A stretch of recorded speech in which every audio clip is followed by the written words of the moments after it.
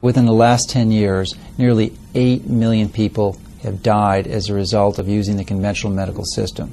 That's nearly 800,000 people every year. I mean, this is just extraordinary. I mean, these diseases are absolutely misclassified. People are not dying from necessarily cardiovascular disease and cancers. They're dying from choosing systems that are not treating those causes. And it's just extraordinarily tragic that the vast majority of Americans need to suffer this type of injustice without having a more careful look at what truly is causing their problem. Physicians obviously want to prescribe a drug that does more good than harm, but all too often, partly because they're under the influence, as our patients, of this massive and misleading prescription drug advertising, they wind up prescribing a drug that does more harm than good, killing people or injuring them so seriously they have to be put in the hospital.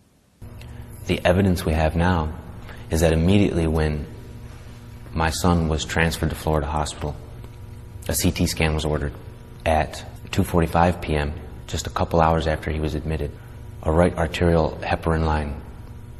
This was not a flush. This was a line for heparin. Heparin is an anticoagulant.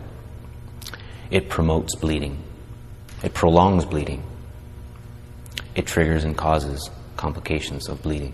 It is unbelievable that the physician gave high doses of heparin, 8.8 times the therapeutic dose.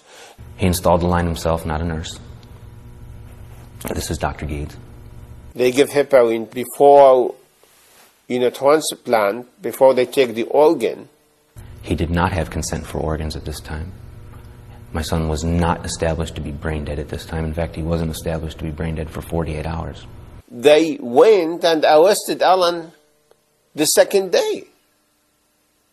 Immediately they sent the report to the child protections, and they determined that Alan caused the injury by violent shaking his baby.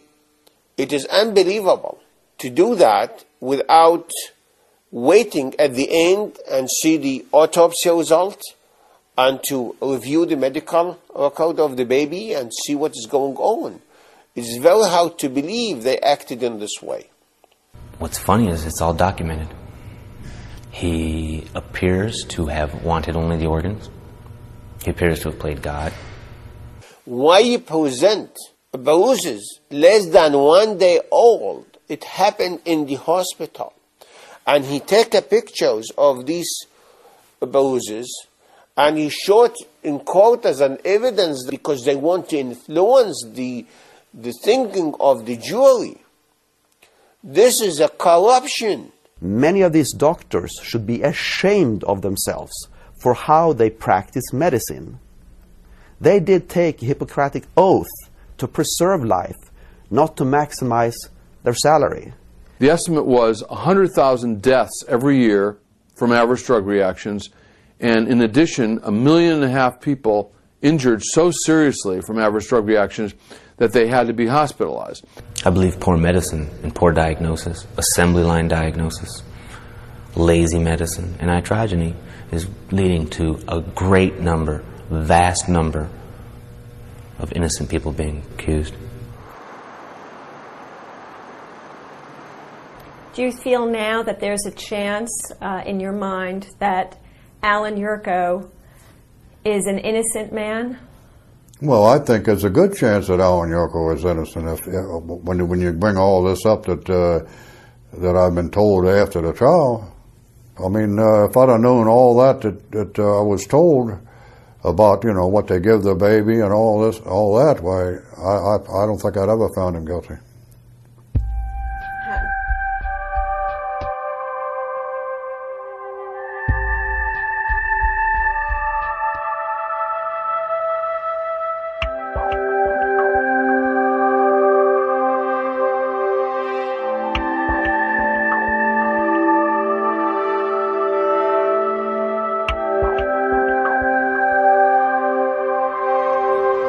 I'm not even mad at Shashi Gore or anything right now.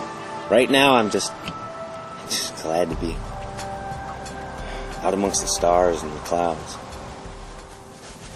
On the weekends. I told him what was going on with your case. I said, Len, I was just at Alan's hearing all day. I told him how you guys were doing really good. And And so he mentioned it on the radio, man, which is awesome, buddy. Yeah, the lady came over and said, yeah. She's completely holistic health. Buddy, we're on it, man. We're making sure this is going big time.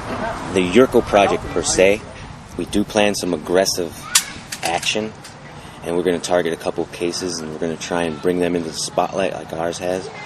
We're looking at some other cases that don't necessarily involve shaken baby syndrome per se, but medical mistakes, the death by medicine. 1 in 20 people check into a hospital are going to die from a mistake, and that's probably an understated statistic. Back then, I was not educated to the ways of vaccines. I didn't understand how they worked. I didn't understand what was in them. I didn't understand about vaccine reactions. And I feel a certain amount of responsibility that I allowed him to have those vaccines. That perhaps, if he hadn't, this may have been avoided. I worshipped the vaccines just like people do blindly. I thought they were the sacred cow. Never would question them. So I, in effect, arbitrarily trusted my son's life to a stranger. Man I never knew. Just kind of trusted him because he had a white coat on.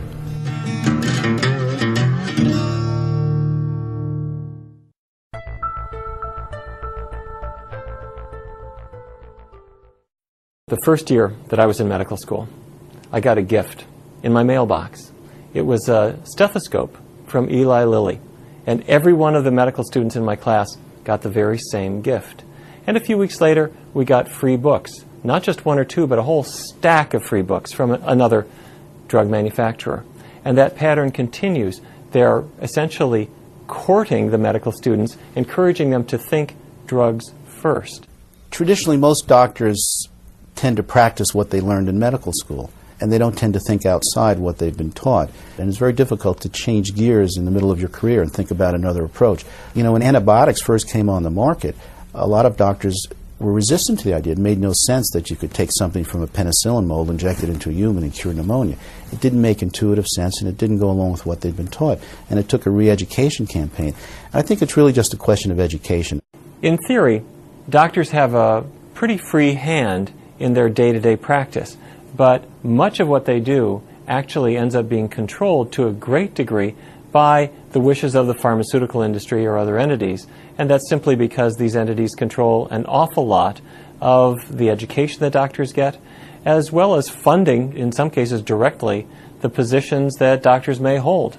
State medical boards have traditionally been antagonistic to most complementary physicians, and one wonders why so, because I believe they perceive it as a threat to their very challenged and flawed paradigm, which is really not addressed on foundational truths, but more on a position where they're increasing the revenues of the pharmaceutical companies. 2 doctors, both trained the same, both board certified. One, after 10 years, sees that they're not really helping the patients. So he begins to take extra courses in nutrition and lifestyle. And gradually, he begins to implement what he's learned and make changes in how he treats patients. Today, 20 years later, he's able to help patients that before he could never help. Why is it that one doctor will take a step ahead? It's called complementary medicine. He could stay safely and just do the traditional practice and be rewarded, have no hassles, no controversy, and yet he chose to broaden his knowledge so he could better help patients.